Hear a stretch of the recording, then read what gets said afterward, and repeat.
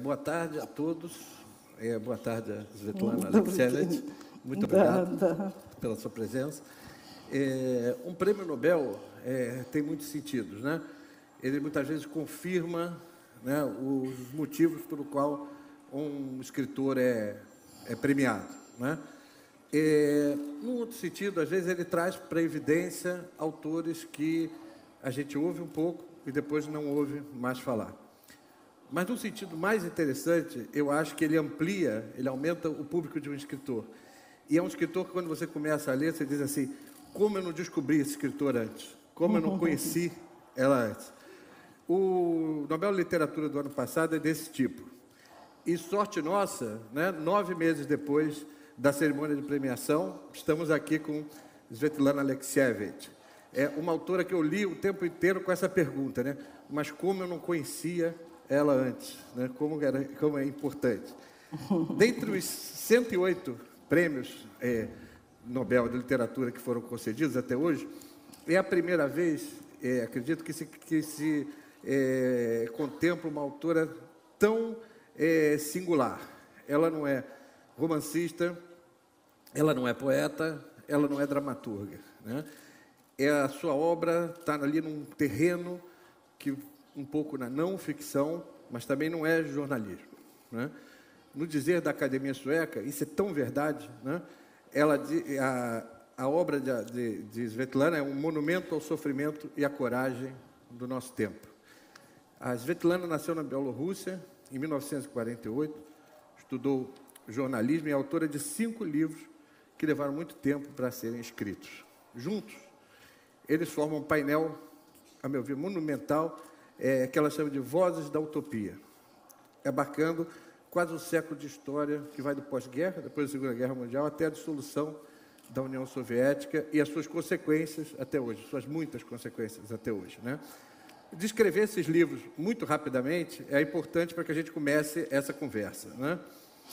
O primeiro livro saiu em 85, 30 anos, portanto, antes do prêmio, né? Chama-se A Guerra Não Tem Rosto de Mulher, está sendo lançado agora pela Companhia das Letras, e dá a palavra a algumas das mais de 1 milhão de mulheres soviéticas que lutaram na Segunda Guerra, que lutaram muitas vezes no front, não nos chamados lugares concedidos à mulher na guerra. Não são simplesmente enfermeiras, estão na linha de frente pegando em armas, né?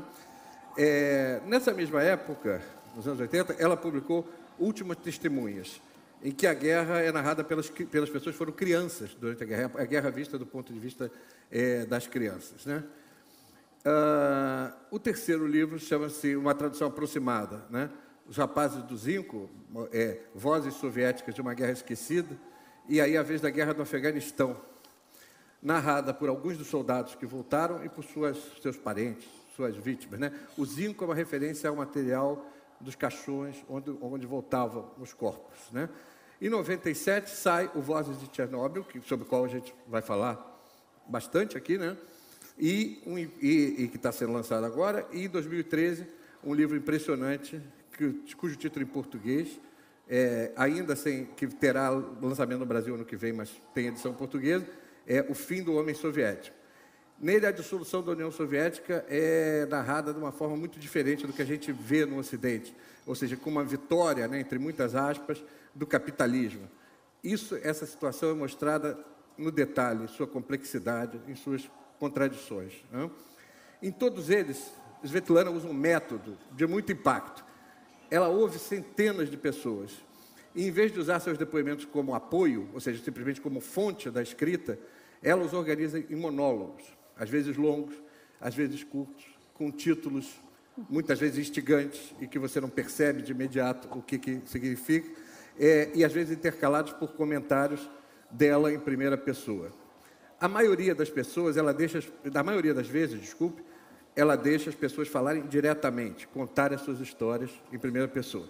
Eu peço licença para ler aqui um curto depoimento de A Guerra Não Tem Rosto de Mulher, para que a gente saiba exatamente do que a gente está falando, de quanto isso é original e de quanto isso é forte e emocionante. Alguém nos entregou. Os alemães descobriram onde ficava o acampamento dos partisãs. Cercaram a floresta e fecharam as passagens por todos os lados. Nos escondemos em um matagal fechado, fomos salvos pelos pântanos, onde a tropa punitiva não entrava. Um lodaçal. Ele encobria muito bem, tanto as pessoas quanto os equipamentos. Passamos alguns dias, semanas, com água na altura do pescoço. Havia conosco uma operadora de rádio que tivera um filho havia pouco tempo. A criança estava com fome, pediu o peito, mas a própria mãe estava passando fome, não tinha leite e a criança chorava. Os soldados da tropa punitiva estavam por perto, tinham cachorros. Se os cachorros escutassem, todos nós morreríamos. Todo o grupo, mais 30 pessoas, entende?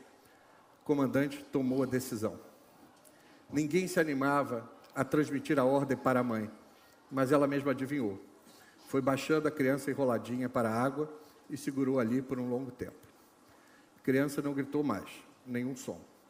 E nós não conseguimos levantar os olhos, nem para a mãe, nem uns para os outros.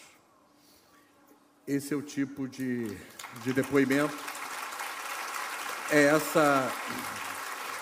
essa voz impressionante.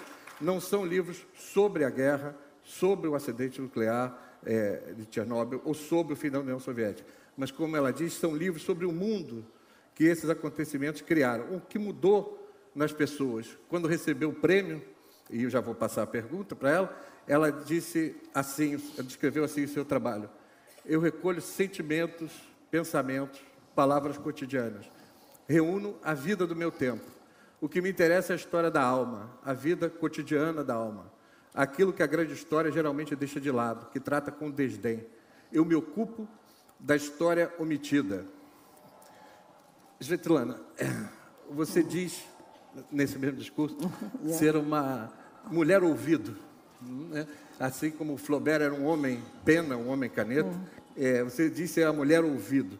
E num determinado momento, até da Guerra no Terror de Mulher, você fala assim numa conversa, quando a conversa está esquentando com a pessoa, ela diz assim, é preciso recapturar esse momento, não deixar passar.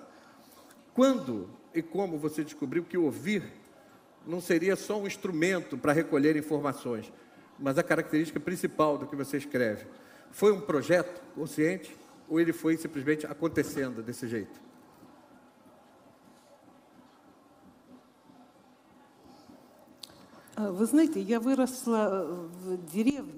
Eu fui criada numa aldeia em Bielorrússia.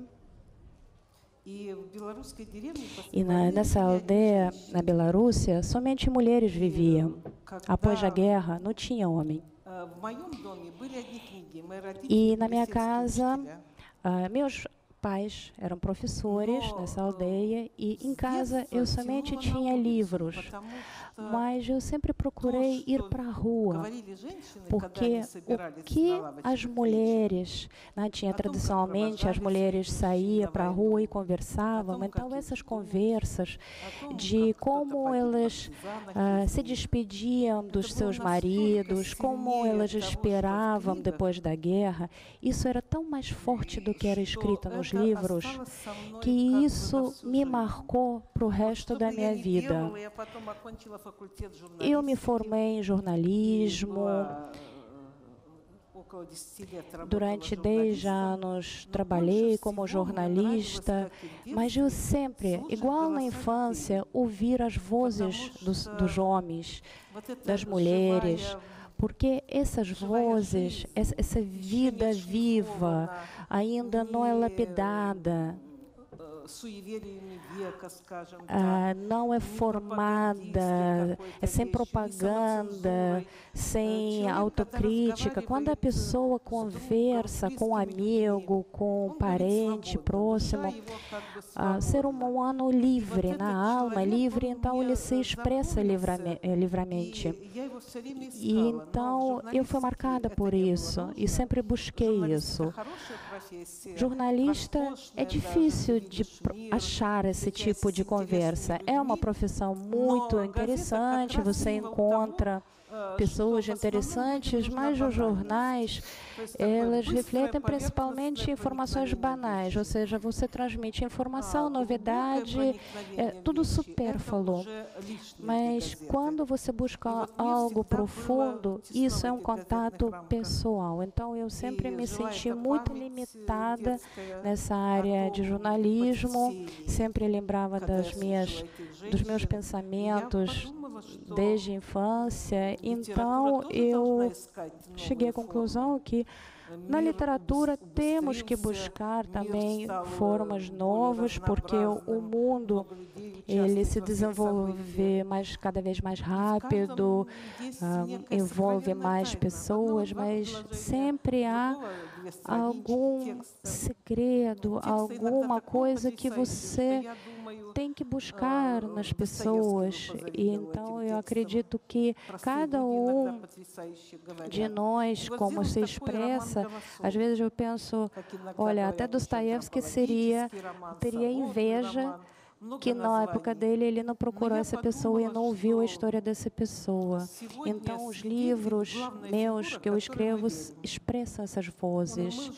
Os livros são testemunhos meus, né?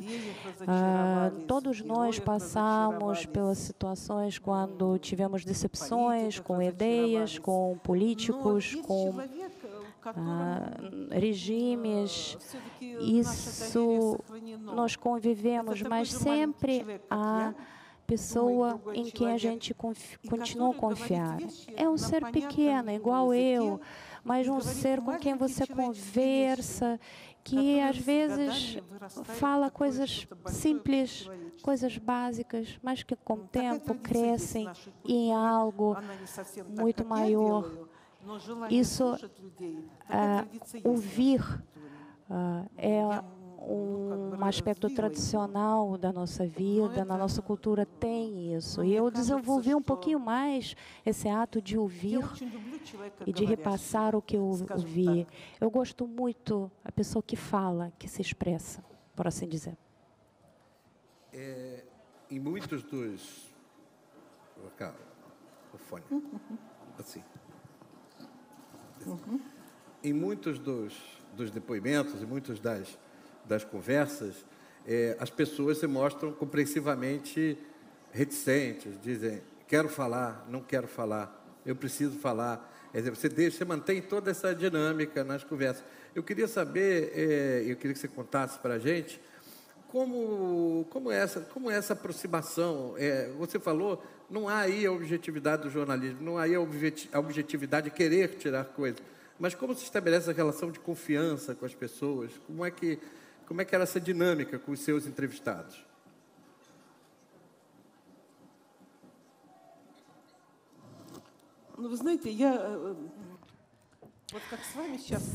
Sabe como eu estou conversando agora com você e com a plateia? Eu sempre valorizo essa entonação de amizade. Não é porque eu sou uma pessoa que recebeu o prêmio, eu chego como um ser humano, me aproximo a outro ser humano que pode ser que ele sabe mais daquilo que me interessa, mas eu não faço entrevista. Isso não é entrevista, é uma conversa sobre a vida. Vamos supor, eu visito uma senhora que participou da guerra, que ela lutou. A gente conversa sobre tudo, sobre a blusa nova, a geladeira nova, a gente bebe chá, a gente conversa sobre os netos dessa senhora. Isso é necessário para tirar a banalidade, porque se você chega e desde o momento que você entra na casa de alguém, você sempre reflete mais ou menos o tempo, um modo de se expressar. Porque, por exemplo, o homem fala de um modo da guerra.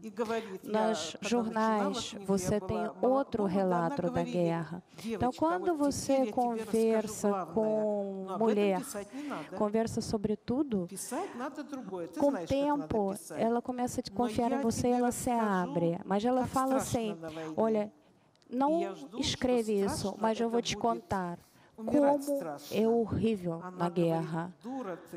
Aí eu falo para ela, eu pensei que morrer na guerra é horrível. Não, morrer não é a pior coisa. Nós estávamos... O pior é você usar cueca masculina durante 4 anos de guerra. Isso foi o pior. Porque nós, por exemplo, mulher é vaidosa, mas mulher não tinha outra roupa para usar. Então, nós estávamos prontos para lutar, para morrer durante a guerra. Mas a pior coisa é você morrer de cueca masculina. Ou seja, existiam 2 verdades.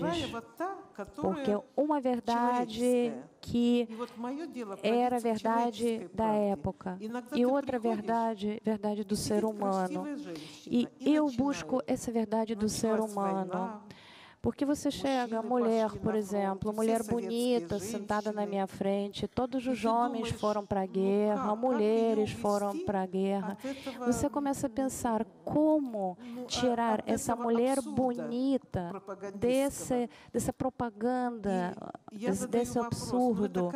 Aí eu pergunto a ela, mas você é mulher tão bonita, morrer bonita nessa sujeira, nessa lama, isso deve ser a pior coisa. E aí, de repente, a mulher olha para você e fala, sim, mas como é que você sabe? Não, porque eu sei, eu já ouvi outros falarem. Ah, mas você quer ouvir como me casei?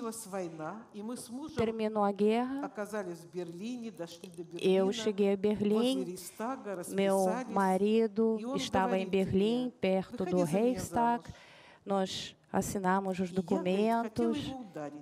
E quando ele me fez a proposta de casar, eu queria bater nele. Como assim? Ele nunca me deu flores, ele nunca me deu palavra agradável. No meio de lama e sangue, ele quer casar comigo. Eu queria falar para ele, me torna mulher, e depois fala do amor. E metade do rosto do marido dela era queimado.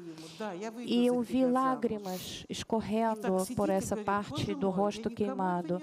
Quando eu vi essas lágrimas, eu concordei em me casar. Então, depois dessa história, essa mulher virou para mim e falou assim, como eu contei isso para você? Eu nunca contei isso para ninguém. Ah, porque você tem um olho muito bondoso. Eu acho que você tem que tem que interessar a pessoa.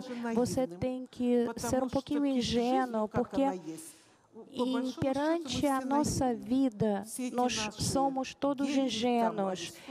Todos os filósofos, Aristóteles, Hegel, isso é a parte, porque tem outra parte da vida que não tem nada a ver com isso. Então, eu acredito que, como Dostoiévski já disse, um dos criminosos dele, das obras dele, disse que não quis falar e o herói assim grita, conversa comigo como ser humana. Nós somos milhões nesse mundo e se achamos juntos no mesmo local e conversa comigo. E, de repente, o criminoso começa a abrir-se. Você tem que achar um ser humano dentro do ser humano e não perder em si essas qualidades. Muito obrigada.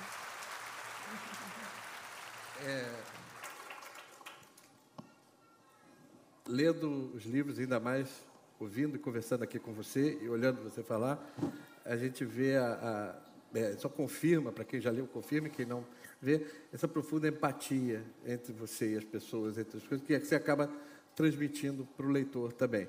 É claro que isso, nos casos das guerras, é óbvio que todos os seus livros não podem ser entendidos sem isso. Mas no caso de Chernobyl, a usina ficava entre a Ucrânia, entre a Ucrânia, que é a terra da sua mãe, né? A Bielorrússia, que é onde seu pai nasceu, onde você nasceu e onde você vive, né? Em que essa proximidade tão radical, né? E tão influiu na feitura deste livro, do Vozes de Chernobyl?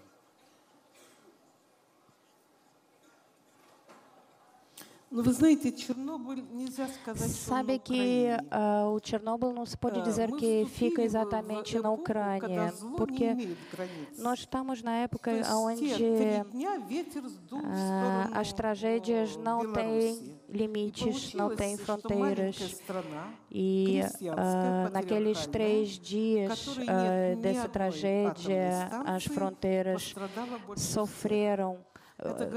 Não tinha fronteiras e por causa desse desastre o país, a Bielorrússia, sofreu muito. Nós não temos nenhuma usina atômica, ou seja, nós estávamos prontos para a guerra, para outra coisa. E, de repente, uma usina nuclear de paz, que diziam que essa usina nuclear poderia ser construída até na Praça Vermelha, de repente ela explodiu. Então, nós não estávamos prontos para isso. Quando logo no início eu visitei a usina, eu visitei logo no início. Por que eu visitei a usina? Porque eu queria entender, porque é um tipo de maldade, de desastre novo.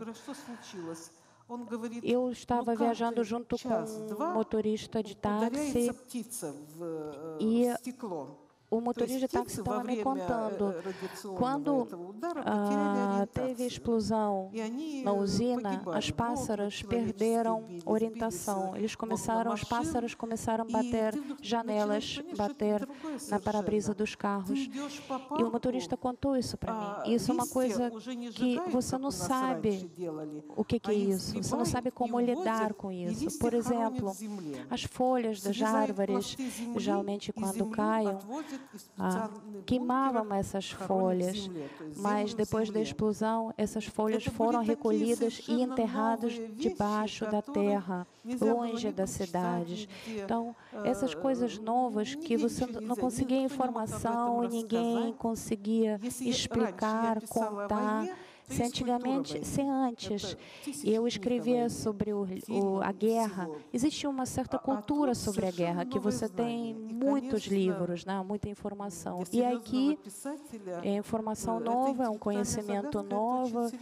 Então, esse enigma intelectual é muito importante, porque durante 30 anos eu escrevia sobre a história do comunismo russo e eu sempre me sempre me interessei por situações extremas.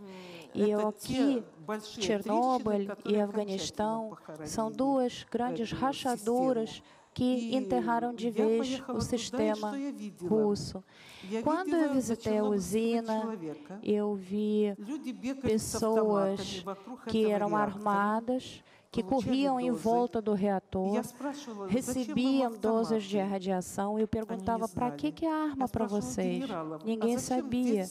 Eu perguntava aos generais, para que os helicópteros aqui armados, carros blindados? Ninguém sabia explicar. Ou seja, desinformação total, ninguém sabia o que fazia. Tudo estava em movimento, acontecia evacuação, mas, no mesmo tempo, um silêncio. As pessoas não entendiam o que se passava, o que acontecia. Você andava pela aldeia, na rua, tinha soldados armados e, junto a eles, avózinhas carregando leite, ovo, e você perguntava, você vai para onde? Nós vamos enterrar ao enterro. Vai enterrar o quê? Ovo e leite. Ou seja, tudo que era produzido pelas aldeias, pelos moradores, você tinha que enterrar porque recebeu dose de radiação.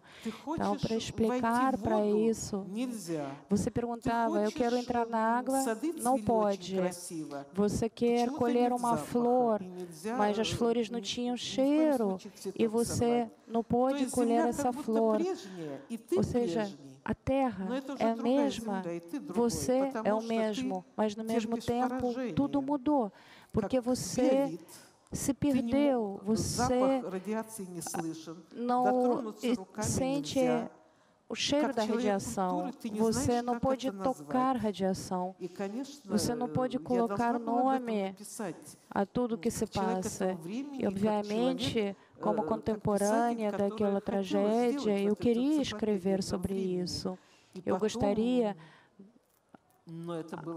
anotar o que se passava e também era interessante compreender o que passou conosco. Sim, essa tragédia vai te construindo o seu livro desses detalhes todos, né? Nesses detalhes que você vai conhecendo na medida que vai indo ao lugar. Mas, em um dado momento, você diz que Chernobyl foi mais longe que Auschwitz, foi mais longe do que os campos de trabalho forçado de Kolyma, foi mais longe do que o Holocausto. Se você falasse um pouquinho sobre essa extensão, né, histórica. Você disse que é o início de um novo tempo. Ou seja, que é o tempo, como se diz, é o tempo das catástrofes, né? Queria que você falasse um pouquinho sobre isso, por favor.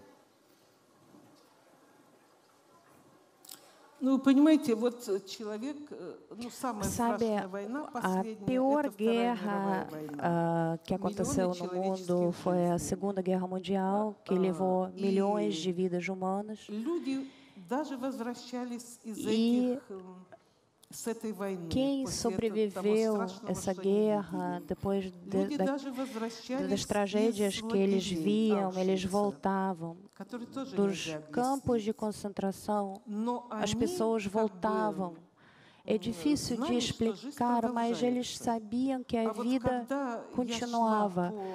Mas quando eu estava andando pela área contaminada pela radiação, que foi abandonada pelo ser humano, era claro para mim que nunca mais o ser humano vai voltar aqui, que radionuclídeos vão demorar séculos e séculos para serem dissolvidos.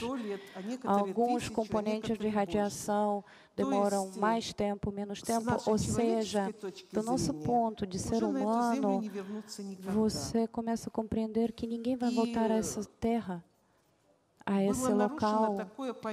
E também foi violado um termo que nosso inimigo e amigo, porque no caso da tragédia do Chernobyl não tinha inimigo, você não tinha russo, ucraniano, francês. Você só via pessoas que podem sumir. Por exemplo, as abelhas, durante 7 dias, não voavam. Eles se escondiam. Mas o ser humano não sabia disso. Durante os primeiros 7 dias, nós saímos para a rua.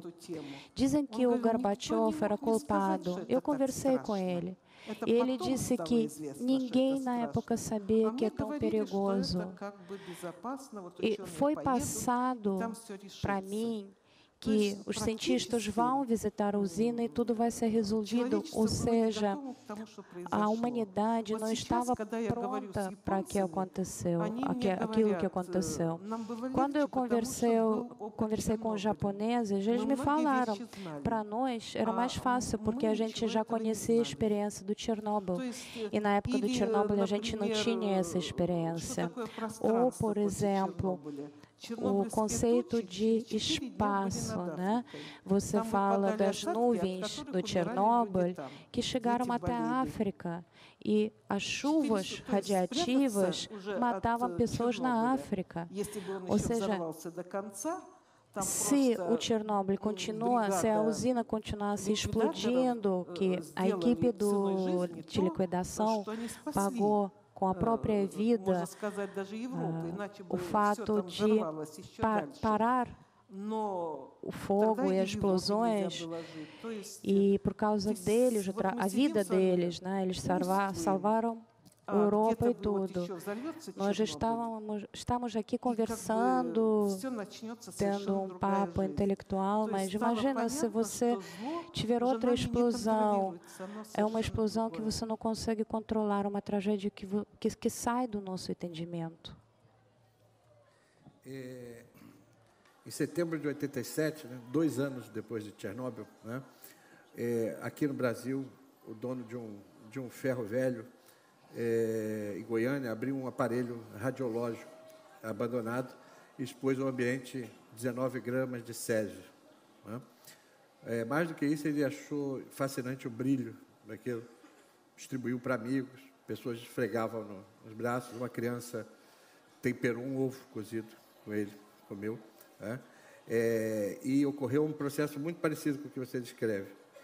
Uma ignorância generalizada sobre a natureza daquilo, né? Mentiras do Estado o tempo todo, um despreparo geral, uma tragédia do descaso e da banalidade. Na escala de gravidade dos acidentes nucleares, né? Goiânia é nível 5, Chernobyl e Fukushima são nível 7. Né? Em novembro do ano passado, em Mariana, em Minas Gerais, Brasil, aconteceu um dos maiores desastres, se não o maior, desastre socioambiental. Rompeu uma barragem de rejeito de mineração da Samarco, uma empresa da Vale, uma empresa brasileira, de uma empresa australiana, Billiton, contaminou um rio, né? Devastou populações, perderam casa, perderam tudo, perderam sustento, e acredito que as consequências ambientais disso podem durar até 100 anos, né? Dessa destruição. Quais as lições que você acha, e para não esquecer, como alguém na plateia já lembrou, que nós estamos aqui a 50 quilômetros de uma usina nuclear criada com fins... a mesma história, né? A energia nuclear usada com fins pacíficos. Né? Que lições, né, que a gente pode tirar dessas histórias dessas tragédias do descaso, dessa era de catástrofe, como você fala?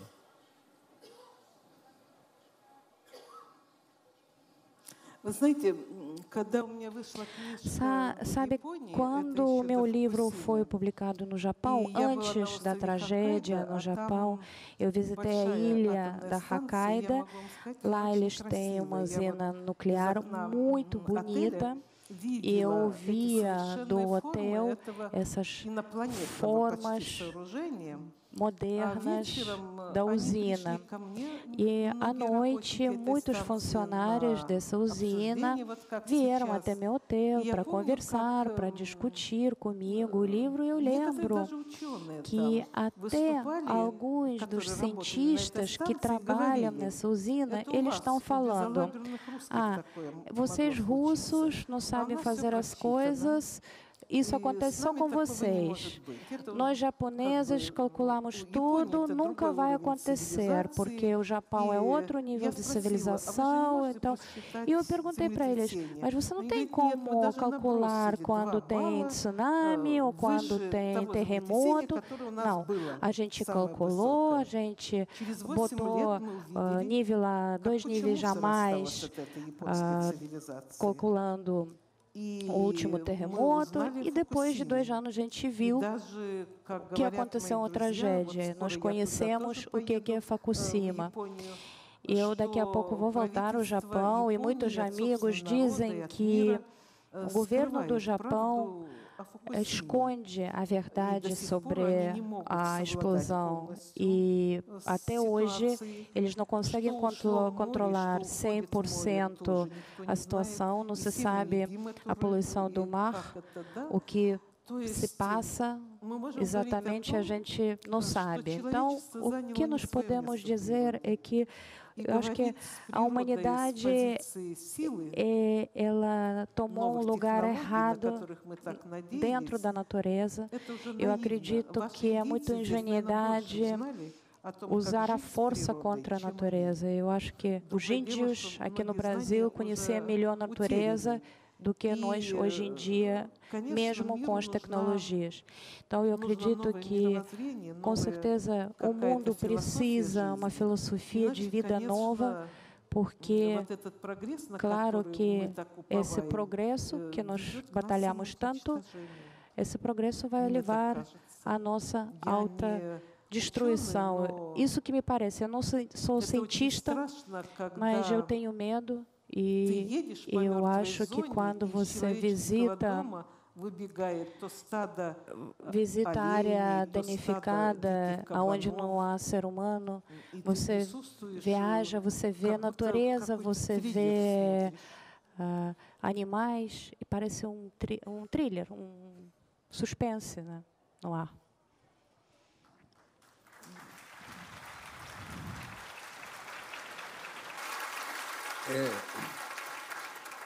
Dentre as muitas pessoas que falam, né, em Vozes de Chernobyl, a primeira história, que é conhecida, talvez muita gente, que foi publicada na revista Piauí, a primeira e a última história são duas tragédias, mas duas histórias de amor, né? A primeira são duas mulheres, a Ludmila e a Valentina. A Ludmila é mulher de um bombeiro que vai, a um primeiro momento, à usina, e os médicos advertem, fique longe dele, e ela resolve cuidar dele sem saber o que está acontecendo, e é uma coisa muito dramática e muito... A Valentina é mulher de um liquidador, que é como se chamam as pessoas encarregadas de encerrar os lugares, de enterrar as coisas, e de tentar controlar a radiação. E é uma história muito impressionante, que é também uma história de amor profundo, dela cuidando dele, e na qual se manifesta meio até o desejo, ou seja, ele está morrendo, mas eles têm desejo, eles são apaixonados, é muito forte, né? Em um determinado momento você fala, e disso de uma forma muito clara, não é de uma forma romântica, mas de uma forma sentimental, no melhor sentido da palavra, que só é possível compreender o ser humano através do amor. E, em outro momento, acho no discurso do Nobel, você diz assim que é muito difícil, em nossa época, falar do amor, né? Qual é a viabilidade desse mundo? É uma pergunta que, sinceramente, eu fiquei fazendo depois de ler o Vozes de Chernobyl, assim, mas o que é esse mundo? Qual é a saída nesse mundo, né? Um dos personagens, né, a mãe de uma família, diz assim, por acaso há algo mais pavoroso do que o homem? Então, eu queria que você falasse um pouco sobre essa ideia de que o amor torna um pouco viável, um pouco mais viável, ou totalmente viável. Вы знаете, Sabe,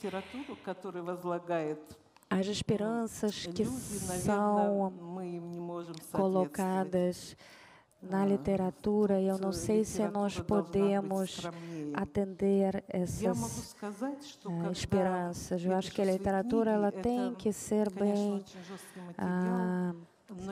mais simples. Eu, por exemplo, eu escrevo livro, mas eu não faço coleção das tragédias. Eu, por exemplo, tento sempre, eu fico pensando como passar às outras pessoas o que eu quero, né? Eu, por exemplo, imagina, eu não posso escrever aqui no livro, eu não publiquei isso, por exemplo, a Ludmila, ela estava ao lado do marido, desculpa, Valentina. Ela cuidou até o último momento o marido e, na verdade, o corpo dele começou a desmanchar. E ninguém quis, os médicos já abandonaram e tudo, então ela limpava, ela tirava as partes da carne do ser humano com as próprias mãos para ajudar o marido, né? E eu não posso jogar isso simplesmente nas pessoas, assim, eu tenho que colocar de um modo que as pessoas podem compreender. A mesma situação da Lyudmila, que ela acompanhou o marido até o hospital e o hospital área bem fechada. E no caso dela, até os soldados que cuidavam desses doentes depois do acidente nuclear. E no livro tem um médico que ele fala que, na verdade, ele fala para a mulher, né, que isso não é seu marido, isso é um objeto que tem que ser liquidado. Ou seja, isso é uma coisa que... Como passar isso, né, para o público? Eu pensei muito de que tem que ser como na vida, porque a vida, na verdade, tem muita tragédia, mas, no mesmo tempo, a vida tem crianças, a vida tem flores, a vida tem amor, a vida tem pôr do sol. E na vida tem momentos quando você consegue esperar, você consegue se aliviar, ganhar mais força e continuar a enfrentar dificuldades. E eu acho que essa beleza que nós temos nas nossas vidas, eu tenho que passar naquilo que eu faço. Então, a Lyudmila e Valentina, nos meus livros, eles falam do amor, mesmo convivendo com a tragédia. Se elas não falassem do amor, dessa superação, eu acho que você não conseguiria nem ler um parágrafo das tragédias. Uma heroína é uma simples funcionária de biblioteca, outra fazia docinhos, mas são mulheres que amavam e que demonstraram forças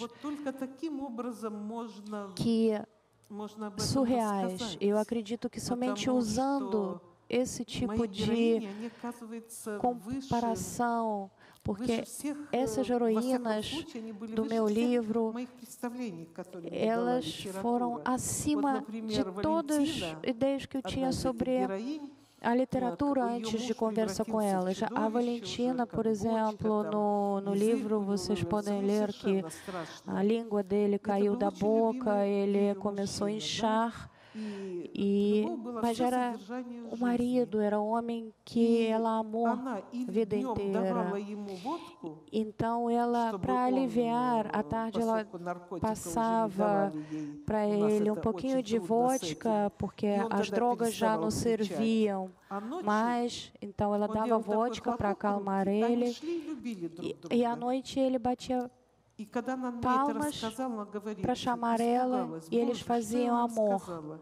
Quando ela contou isso para mim, ela falou assim, não pensa que eu sou esquisita, não. Eu sou uma pessoa normal, mas eu queria ajudar ele, aliviar. Durante aquelas horas, ele ficava aliviado. Então, quando eu estava escrevendo a primeira vez o relato dela, eu troquei o sobrenome dela, somente coloquei... Eu não quis expor o sobrenome dela justamente para proteger ela, para as pessoas não acharem que ela é estranha, que ela é uma mulher maluca. Mas depois dessa publicação sair numa revista, ela me ligou e perguntou, por que você não colocou meu sobrenome? Eu expliquei, eu não gostaria colocar você para todo mundo saber quem é você, eu não queria que as pessoas não falassem mal de você. Ele falou não. Ela disse não, eu quero o meu sobrenome, porque eu amei, eu sofri, ele me amou, ele sofreu, e eu quero que todo mundo saiba. E eu acredito que é difícil para nós, quem não passa por essa situação, compreender, mas isso é verdade. Ela ficou até o último momento com o homem que a amava, e eu acho que A única saída para nós é amor, mesmo porque amor cura, as ideias maravilhosas também só serão quando há amor. E eu acredito que o mundo não vai ser salvo pelo homem racional, mas pelo homem que tem uma visão bem ampla, que não há somente o progresso que está sendo visado, mas é um homem com visões amplas que abrangem diversos sentidos.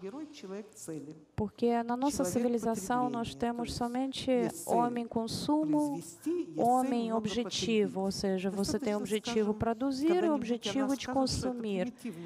Eu acredito que daqui a alguns séculos vão dizer que eram homens primitivos, porque essa ideia de amor, ideias humanas, elas meio que se afastaram. E essas tragédias que estão tomando o mundo todo, eu acredito que tragédias totais que estão cada vez surgindo mais, eu acho que não é um objetivo de um ser humano como todo, né?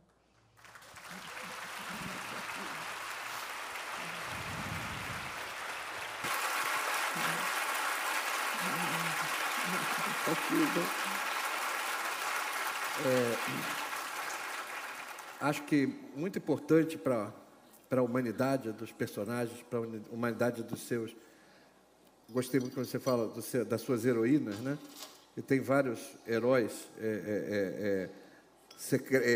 insignificantes, secretos, quer dizer, que parecem insignificantes, mas uma coisa muito surpreendente é a presença do humor também no meio da tragédia, né?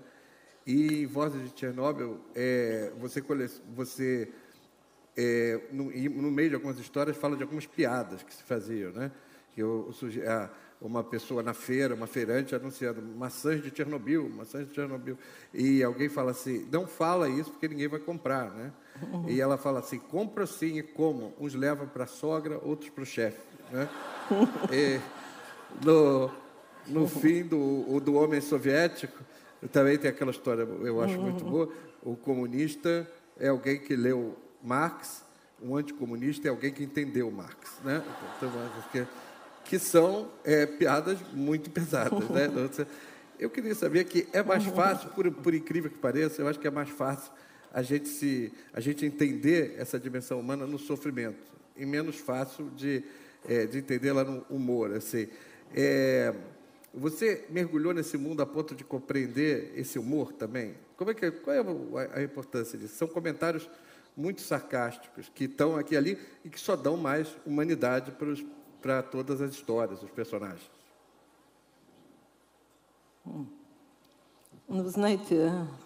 Sabe, se uma mulher que você amou abandonou você, eu não acredito que você sempre ia chorando. Com certeza, eu acho que você ia tomar café, com o tempo você ia assistir um filme, um suspense. O ser humano tem tendência, ele tem que sobreviver, né? Nós não conseguimos compreender 100% o ser humano.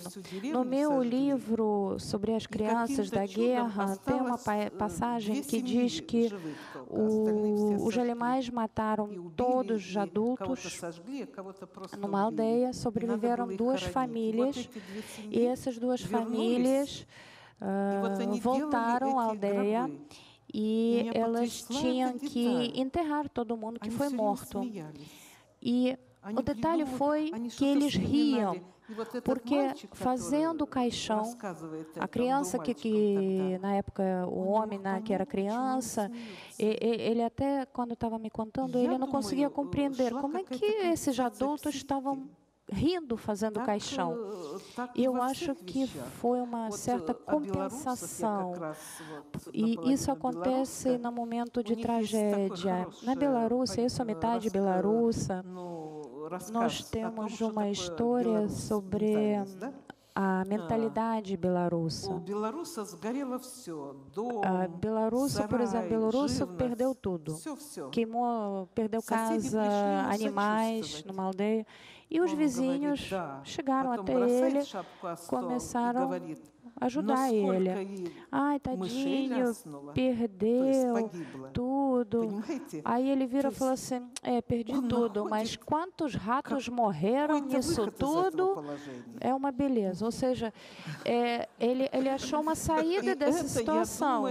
E eu acho que isso é uma qualidade que ajuda a esse povo ser forte, porque toda a história nossa, dos russos, dos ucranianos, bielorrussos, nós temos mentalidade de guerra, história de guerra, ou a gente estava se preparando para a guerra, ou estava lutando na guerra. 60 anos a gente viveu sem guerra, mas de repente agora tem uma guerra com a Rússia. E o que um dos dirigentes da igreja russa disse, graças a Deus que acabou a vida sem guerra, porque a vida sem guerra não serve para o russo. Ou seja, imagina essa mentalidade meio distorcida, é complicado, mas é uma mentalidade que, de um lado, é uma mentalidade historicamente definida assim, você, para sobreviver, você tinha que lutar, e para você balancear a sua psicologia na sua cabeça, você tinha que balancear. Então, acho que nosso humor russo sai disso aí. Você tem que compensar. Na década de 80, contar histórias da Segunda Guerra Mundial, como na Guerra no Terror de Mulher, ainda trouxe embaraços com censura, né? Ela fica 2 anos tentando publicar o livro, como você conta, e várias conversas com censores, e finalmente, quando o livro consegue ser publicado, vende 2 milhões de exemplares, né? Isso que mostra uma coisa. E no livro tem 2 tipos de coisa, né? Pelo menos 2 tipos de coisa. Umas informações que mais claramente ofensivas, digamos, para a censura, quando um jovem soldado é fuzilado pelo seu comandante, porque ele quer sair da guerra, ele não titubeia. Então, é a ordem do Stalin, nem um passo para trás, né? E ele é fuzilado, que é uma coisa que mostra claramente a brutalidade da coisa. E outras são muitas histórias das mulheres que cortam. Você falou sobre as mulheres que não usam roupas íntimas, que é uma tragédia, usam roupas íntimas masculinas. Você fala no livro das mulheres que choram, tem que cortar a trança. São 2 tipos de coisas. Tem as coisas mais óbvias para a censura e outras menos óbvias. Como são hoje as suas relações com o poder? Ou seja, na medida que seus livros foram sendo lançados. E eu queria saber também se a evidência que traz o prêmio Nobel se facilita ou intensifica eventuais conflitos com o poder.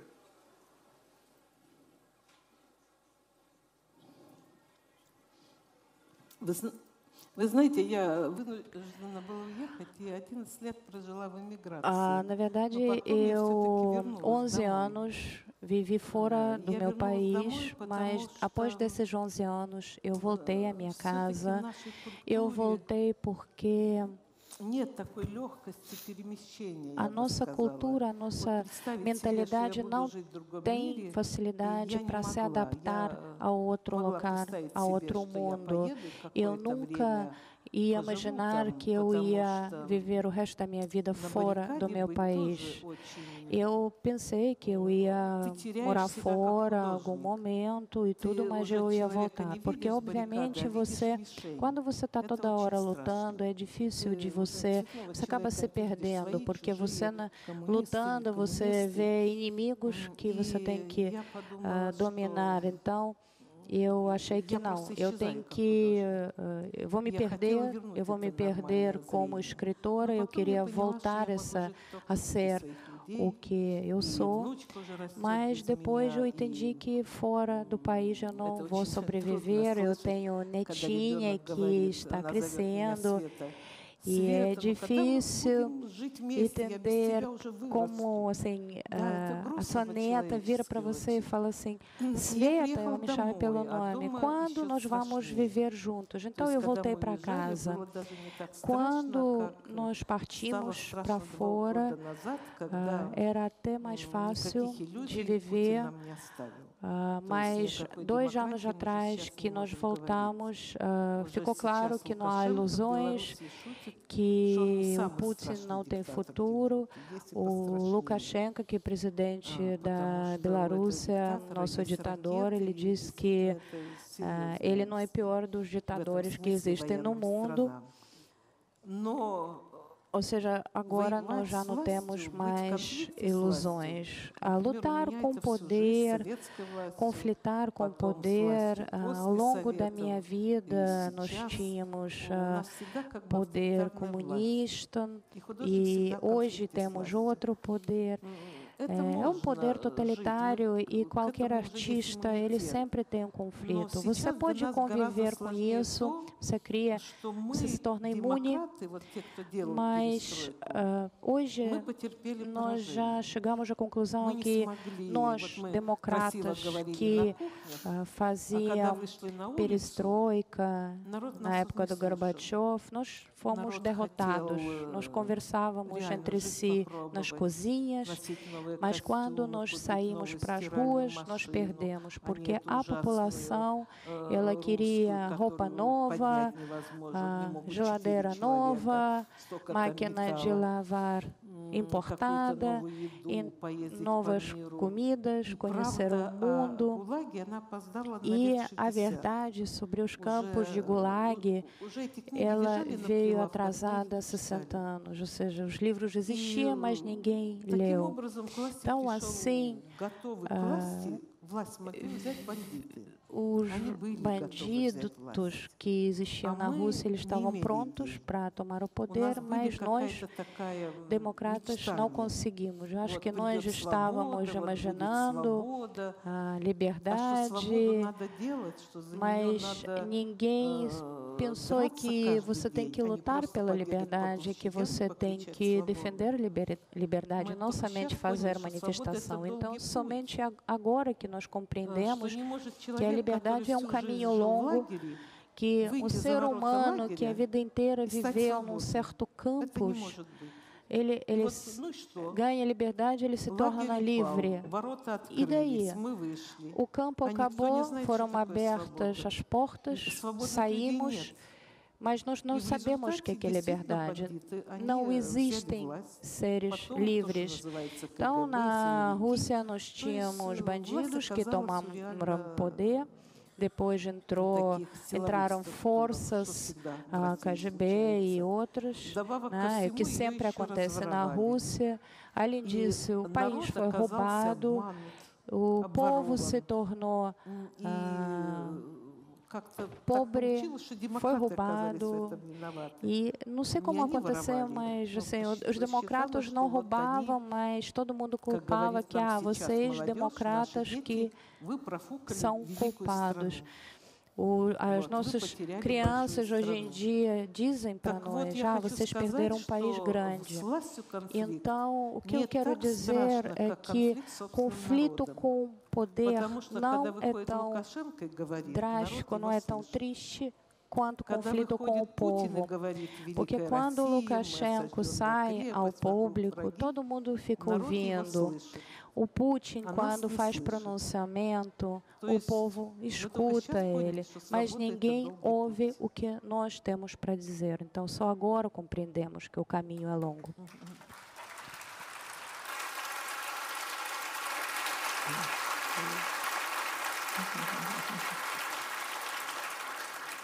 Nós temos uns pouco menos de 15 minutos, então eu queria passar um pouco as perguntas que a plateia está encaminhando. Algumas perguntas, muitas, ficam em torno do processo de feitura dos livros. Quer saber, você anota, você grava, as coisas. E como é o seu processo de edição? Você pega o material e você vai escolhendo na hora de escrever o livro, ou no momento da conversa, você já sabe ali o que vai servir para você? São muitas perguntas em torno de como que é na prática.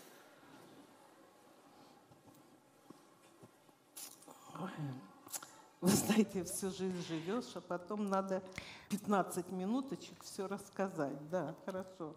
Sabem que a vida inteira você vive em 15 minutos, tem que contar a experiência de vida toda. É difícil de explicar isso. Vou tentar.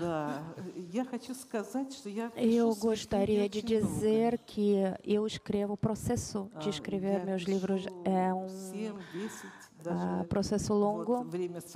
Eu, por exemplo, o fim do homem soviético, eu estava escrevendo durante 17 anos. Porque eu me encontro com milhões de pessoas. Eu escrevo, eu gravo tudo, porque não consigo, no papel você não consegue expressar a pessoa.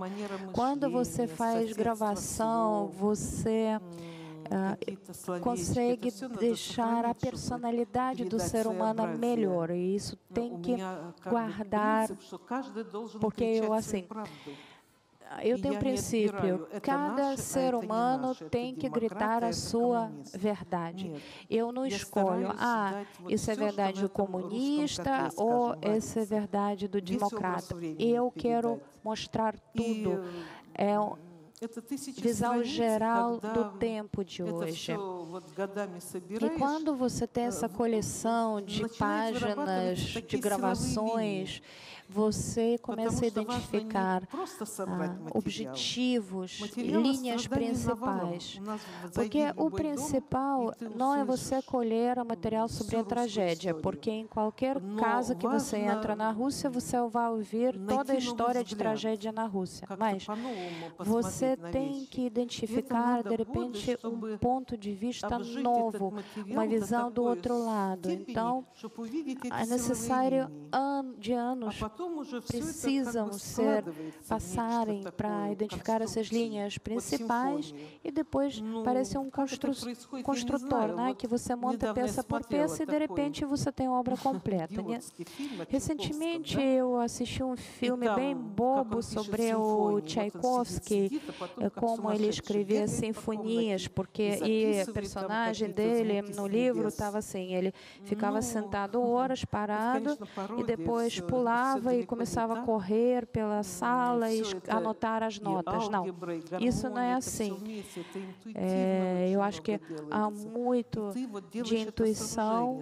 Você faz essa construção que, de um lado, tudo o que foi dito, e do outro lado, a minha visão também, porque de 100 páginas de uma conversa, eu escolho algumas páginas, mas para que meus personagens devem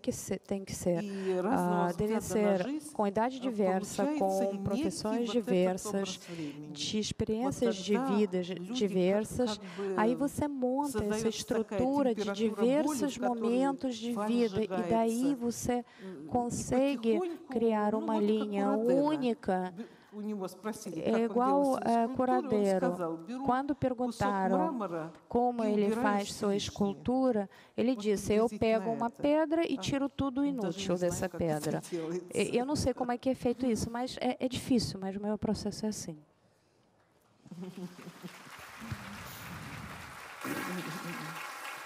Em muitos dos monólogos, né, em muitas das conversas, eles deixam entrever as suas reações, embora discretamente. Então, às vezes você ri, às vezes você chora, quando, no caso, a oficial conta para você a melhor coisa depois da guerra foi poder usar a calcinha e sutiã, e ela fala, por que você está... você está rindo? Você está chorando? Então, você aparece ali, às vezes tem um silêncio prolongado.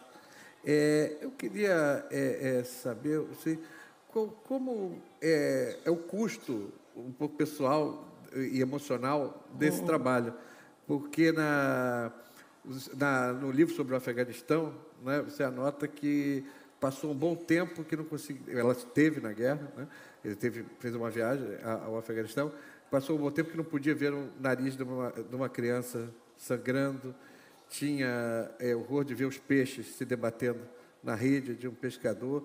E você diz assim, cada pessoa tem uma quantidade determinada de forças para defender-se diante da dor, seja física ou psicológica. Eu saber como suportar isso tudo e que, ao fim desses 5 livros que você escreveu, qual seria o seu próximo projeto?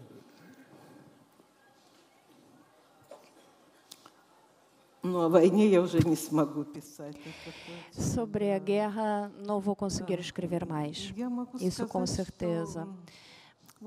Posso dizer que eu, por exemplo, durante a guerra do Afeganistão, os homens não gostam muito mulheres na guerra, principalmente mulheres que escrevem. Eu andava com um coronel e ele sempre foi bem cínico. Uma vez me mostraram uma arma que foi tomada dos afegãos e eu vi que a arma é bonita, moderna. É horrível dizer isso, mas é uma arma bonita e dava para entender que o construtor dessa arma pensou bastante como matar outro homem. E eu parei.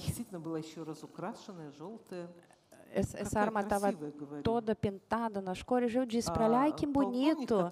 E o coronel que estava do meu lado, assim, olhou para mim de cima para baixo. Ele falou assim, se essa arma, né, usar, você vai ter que raspar com colher o corpo humano do asfalto. E aí, depois de um tempo, ele me chamou e disse que, olha, eu vou te levar para um lugar onde foi usada essa arma. E daí? Não. Por quê?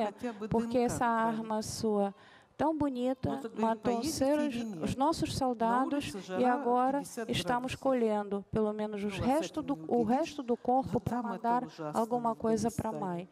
E eu fui nesse local. Temperatura foi mais ou menos 40, 50 graus, já muito quente. Eu sou russo, eu tenho cultura russa. Eu acredito que tem que ser verdadeiro até o final. Claro que eu não sou uma super mulher. Eu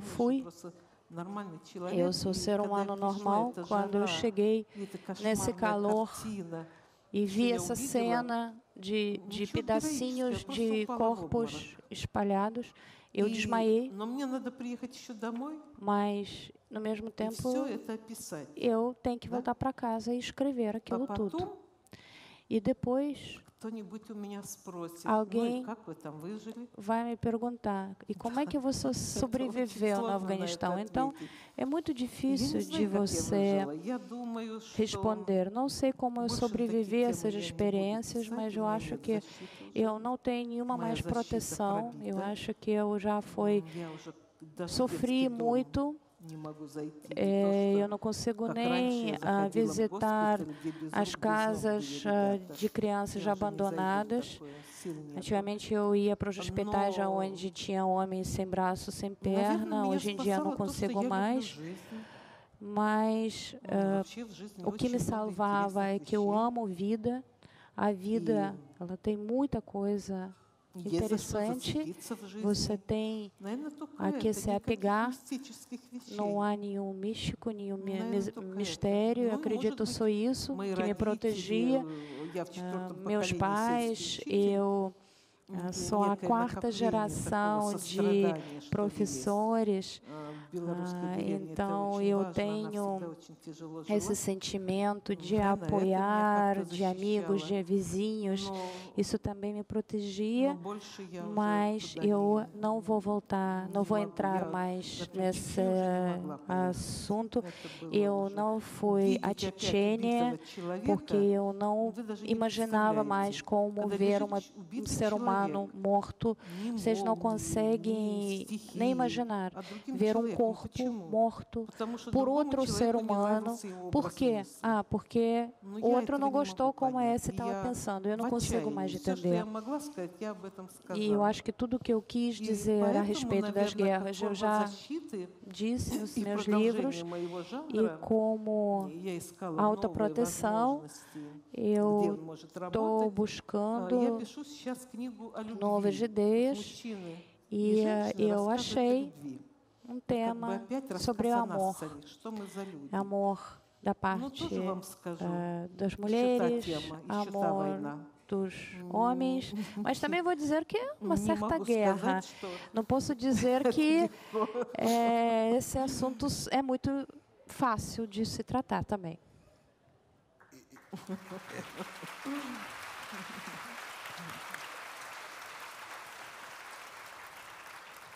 E você já começou a trabalhar? Sim, já estou escrevendo ela há muito tempo. Tá bom. Eu gostaria de agradecer a Svetlana Alexievich por essa conversa maravilhosa e a todos vocês pela presença. Muito obrigado. Svetlana Alexievich. Спасибо.